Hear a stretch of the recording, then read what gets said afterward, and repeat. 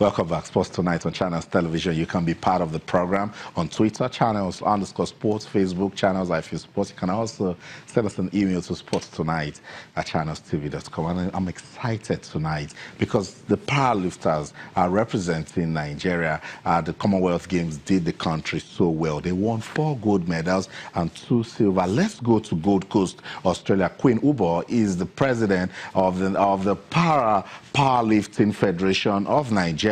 She's with the team there. I'm sure she's also excited. Good evening, Queen. Welcome to Sports Tonight. Good evening, Austin, and good morning from Australia. Okay, I was going to say that. Good evening in Nigeria and good morning in Australia. Fantastic outing by our powerlifters. How can you describe them on day 6? You remember, Austin, before we left, I came to your studio, and I told you, when you asked me how many gold medals were we expecting, and I told you, I asked Coach Are. Coach Are said 2. And I was like, why 2? He was like, make we just put them for 2, because if we say 4, when we get it, you know I appreciate it. I'm so excited. And the General Gowon is so excited. He was there to receive them. He stayed from the game was 4 different sections from 10 a.m. to 7:30 p.m. And the former head of state, General Gowon, stayed in all the games, making sure that he was receiving them. They actually wore all the gold medals, which I'm going to send the pictures to China by the end of today.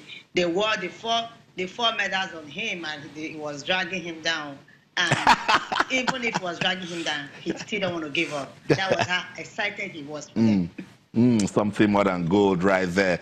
Pull me down, but it's a gold medal. Leave it on my neck. Esther Onyema, she smashed the world record. Do you want to tell me what happened in that hall when she did that feat?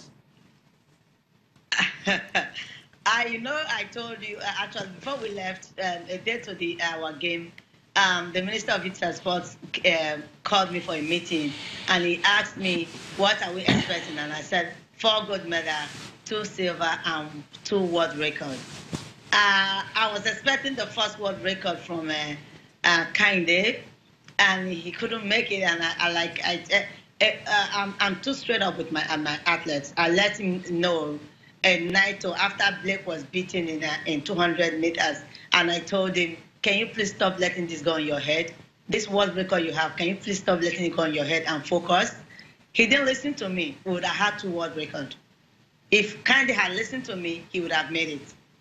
But I still thank God that the struggle was between Kinde and Paul, both of them from Nigeria. For Esther's issue, this was the 3rd time Esther is smashing the world record. The last Commonwealth game they came, she did the same thing. When she did it, because I didn't get it from Kinde or Paul, when she did it, I went, and people were looking at me when I was screaming. And they were like, this is not your first gold medal, but why are you so excited? I said, because we just haven't that world record smashed, which I promised Nigerians that we're going to bring back 2 world records, but now we're having 1. And I'm so excited. And one thing I promised her is that she's from Edo State. I'm trying, while I'm in Australia, I'm trying so hard to call Edo State governor to book an appointment. As soon as we get there, I'm leaving tomorrow to go get ready for them. Not what the country is getting ready for them. I'm especially going to go to Nigeria and get ready for them for their welcome back. And after that, we should be hitting Edo State with Esther to present the gold medal and the world record to his governor. Fantastic, fantastic. And not just Esther. Let's talk about powerlifting in general. They always do good for this country. President of the Federation, what can we do to... I don't want one short-term support for our powerlifters. What can we do that can make it permanent to support powerlifters so that they can keep producing medals for Nigeria? Thank you very much, Austin, for asking that question. The blueprints I have set out for them, the only way we will be able to achieve it is through the media. That is why I'm counting on you guys. Because Nigeria is the kind of country that they want you to talk, they want you to scream, they want you to talk to them, keep talking to them before they do anything. Normally, in Australia that we are, when we finished the Powerlifting Federation in Australia was speaking to us that these guys must be multi-billionaires by now. I said, oh, you can bet that. That is what we want, but we hope they will do that. I'm putting things together, coming not just to come back to Nigeria, but come to the media and speak and put that message out there to all the governors, to all the captains of industry, that they should please come and make Powerlifting Federation proud. They are setting up for 2020 Olympic. We are thinking of going with at least 17 athletes to that Olympic. We are thinking of picking up the cup from that Olympic. For us to be able to do that, we need to have gone for 3 different international championships, which one is coming up in May. And also, for the coach, Coach Are, there is one thing he keeps telling me.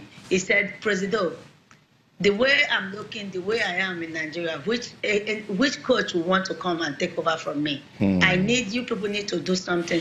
I'm begging, I'm putting up words out there for Nigerians. So please, let's put something in stock. Let's put a package. And even when I put the package, let us support the Federation financially for these outgoing ones. So the incoming ones we really appreciate and want to come and do the same thing that they've been doing. Powerlifting, God has blessed Nigeria with powerlifting. I don't want to know what anybody would think in Nigeria, but I think this is our onions, this is our bread and butter. Let's take it and make it our jollof rice. That's right. I'm so excited that we've shown the world that we are indeed blessed with powerlifting. Queen, thank you so much for your time. Congratulations. Send our love to the athletes. They're so special to us. Tell them we love them. And when they come back, we'll celebrate them. Thank you so much. So that's it. Queen Uboh is the president of Nigeria Powerlifting Federation. Customers, you heard her. You are happy. I'm excited. She's delighted. They didn't just win medals. They also smashed records. We must show love to these guys. Yes, certainly. I mean, these are world record breakers. These are athletes or para-athletes that are breaking their own records. Look at that. Giving us 1-2 finishes. Smashing their own world records. So, of course, certainly there has to be some bit of appreciation, and it is not just from the sports ministry or from that federation. I mean, everybody should be able to appreciate them. Imagine if the Super Eagles of Nigeria wins the World Cup. I mean, imagine what will happen. Imagine the sort of appreciation in financially, appreciation in national awards, appreciation in landed properties. Yeah. Now, can you bring that to these Paralympians? Because you look at them, they need support. They are smashing their records. Now, these are people that they have won 2 world records. Paul Kennedy has 2 world records. Broke one in the Glasgow 2014 Commonwealth Games. Yeah. Broke another one sometime last year. Abdulaziz did the same thing. Abdulaziz did the same thing too. So, you know, these are people that are supposed to be national heroes. Now, the question is, after this Commonwealth game, who remembers them? And I think that is what is saddening. Now, these people should have MONs. They should not just national awards or national titles, but then they should be encouraged. Their family should be, many of them are breadwinners of their family. Yeah. Family should be encouraged and all that. And it goes across everybody in the corporate world, in government. It goes across everywhere. Okay. Now I said Liverpool is good. Manchester City should just forget about what's going on at the Stadio Olimpico? What's going on? At the Stadio Olimpico, it's 3-0.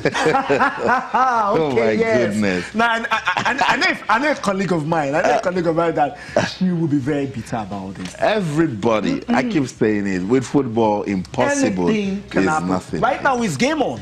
Game on. I mean, right now, it's game on at the Stadio Olimpico. So I think it's over at the Etihad. It just started at the Stadio Olimpico, and it looks. For me, it's over at the Etihad. It looks like it's over. It's over at the Etihad. Wow. Liverpool did their magic in the first leg.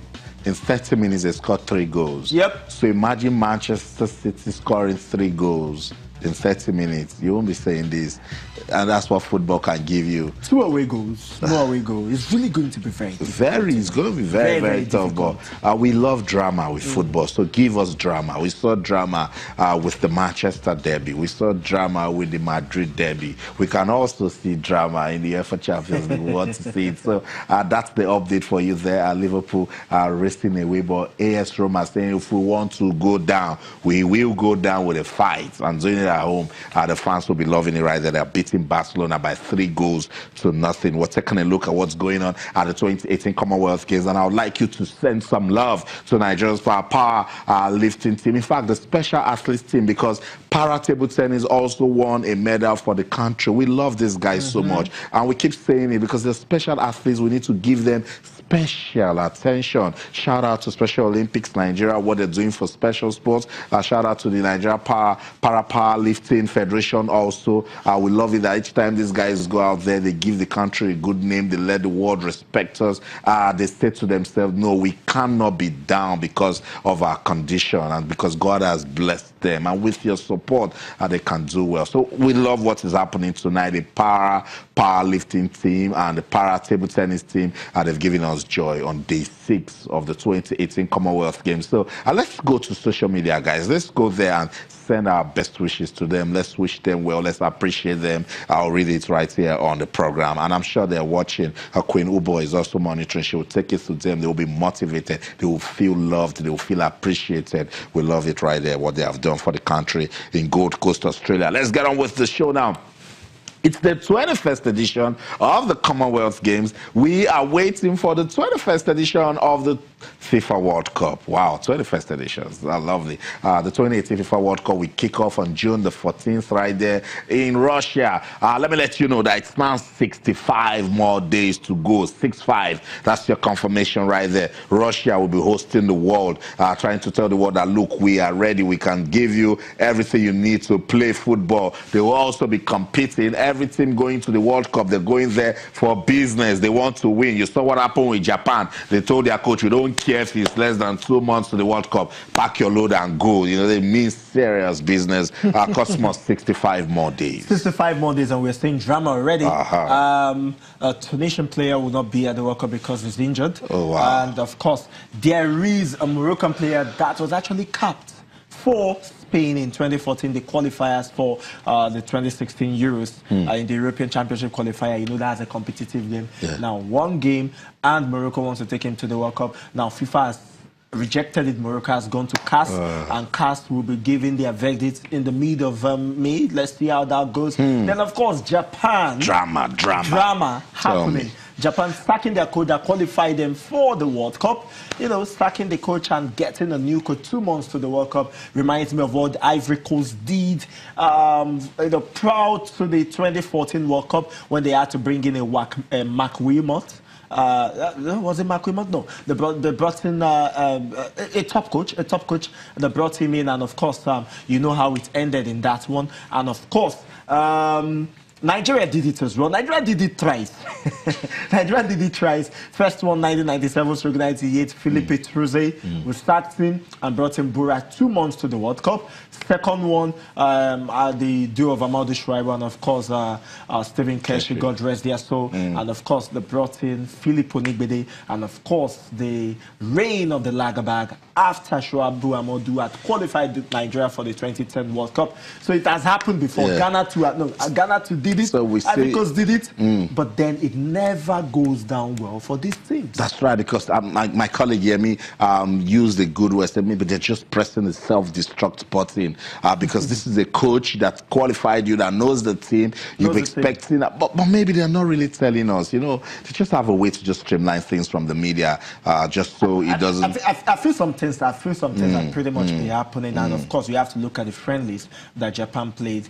Were not particularly fantastic in those friendlies, and maybe on the bounce of that, they felt that you know, maybe these players will probably not play under this coach. There are probably some things that are not particularly related to football reasons that made them to sack the man. So that's what it is. We're counting down to the World Cup, and a lot of Super Eagles players, ex-internationals and coaches have been reacting. Joel Obi has something to say. We'll go on this break. When we come back, we'll listen to him and get on with the show. Don't go anywhere. Stay.